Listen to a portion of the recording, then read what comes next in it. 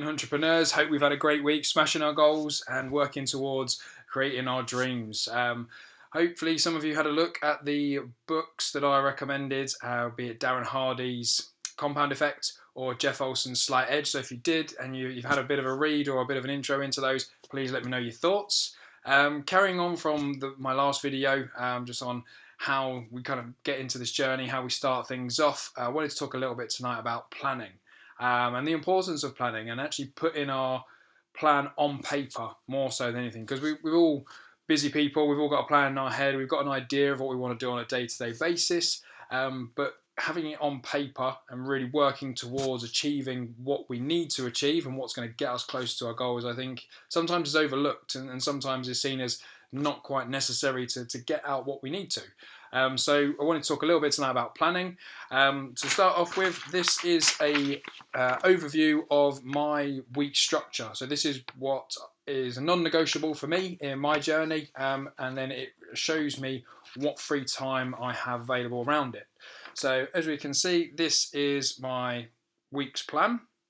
So as I said before in my first video, I've got the dreaded work and the job in between. My sessions for my fitness are in the morning, and then in the evenings, so the white gaps are the time that I have available. We have what we call date night on a Friday. I think it's very, very important to maintain my relationship with my fiance. So allocating time in the diary is non-negotiable. You know, we have to have that time.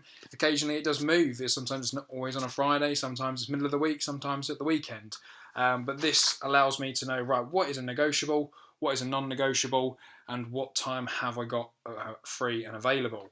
A key thing on there, I'll go back to in a moment, that I like to plan in is travel time as well. Some people forget to take into consideration that you may be in different locations, and during that time I know I've got a 30-minute window where I can make some calls, I can do any catch-ups that I need to, or follow up on leads, or pick up with individuals that I need to have conversations with. So very, very detailed on what I plan in.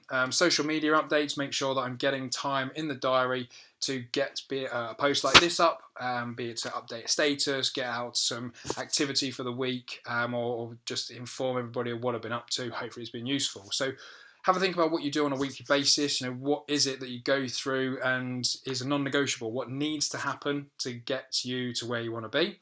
And then how can you work around those non-negotiables? How can you fit the key things that you need to do, maybe that aren't a product of your day-to-day, but a byproduct, or need to be done on a sideline to help you achieve your goals and your dreams as an entrepreneur. So as you can see, I'm going to kind of fold the piece of paper here, but the blank space is there, so all the white is the time that I have available. So this evening it was a bit of a catch-up, and then as you can see now I'm recording a video, so I would have planned in the box over here what I was going to do for this evening. So this is just the template that I stick to. This week, Thursday, I've got a webinar that I'm listening in on, and at the weekend I've got some systemizing to do and various other online and CRM based tools to start systemizing what we're doing within our property venture. So that's really key. On sort of Monday's one, again, I was up in St Helens yesterday, and we completed on a HMO up there as a joint venture with a business partner, which is fantastic, really, really exciting. But again, had to plan that in advance to make sure that, obviously being based in Nottingham, I could make that journey up there. So having the plan on paper, knowing what your constraints are and what needs to be moved around is very, very crucial. It allows you actually to realise what time you do have available. So my weekend, far more time available than I really gave myself credit for. And in the evenings, recently changed role, so I've now got these big blocks of time free, whereas before I probably would have given myself maybe half an hour of free time, whereas actually I look at the plan now and I've got the best part of 2.5 hours. So lots of time to be getting on, working towards what I need to, and getting the activities in that are going to make the big differences in what I'm trying to achieve. So that's a little bit on planning, the importance of having a structure to your week, but bear in mind that things change. You know, life gets in the way and we have to make changes where we can and where we need to. So it is a template. It is something that we work towards and work around. And the key things in there are the things that are going to get you closer to achieving your goals. So for me, it's the calls to the joint venture partners, to the potential angel investors who may loan me some money for a return that they're going to get, which is far better than what they're getting in the bank at the moment due to interest rates being so low.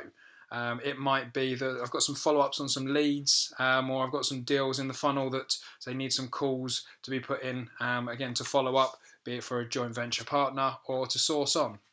So lots of different things, and were I not to allocate my time for that, I wouldn't know where I was going to fit those in, and they might get overlooked, and they might be that step that I needed to take to get me closer to where I needed to be.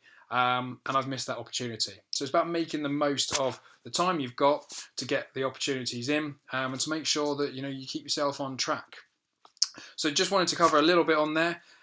If anybody wants to have a bit of discussion about how you plan your week, I always do mine on a Sunday evening.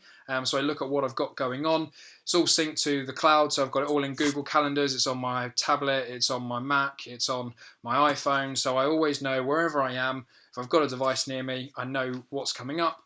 And I set alerts. So 30 minutes before I'm due to do my next activity, I'll get a reminder to say this is what's coming up next in the next half hour. So it's all synced, it's all systemized, and it's planned. So if my plan changes and I may forget because it's something different, I've got a reminder coming in to let me know that this is the next activity that's coming up, or the next task that needs to be completed on that day. And it'll make sure that I'm accountable to get it done. So that's sort of my week on planning. That's how I go about structuring it. As I say, really keen to see how you guys plan your weeks and what your key focuses are, and what you're trying to achieve and how you're going about doing that. So drop some comments, let me know how you plan your week, what your activities are for the next couple of days to see this week through, and ultimately keep working towards smashing your goals. Again, a week down the line, I've got a new HMO on the books, starting to take shape with a refurb starting today. So big changes in sort of a 7-day period. So a lot can happen. Make sure it's planned. Make sure we're working hard to achieve it. And ultimately, keep growing every day. Make sure we're expanding our knowledge and working towards achieving those dreams and goals. Hope you have a fantastic evening, a remainder of a week. And I look forward to hearing your success stories when we catch up next time. Entrepreneurs, have a fantastic week. Speak to you shortly.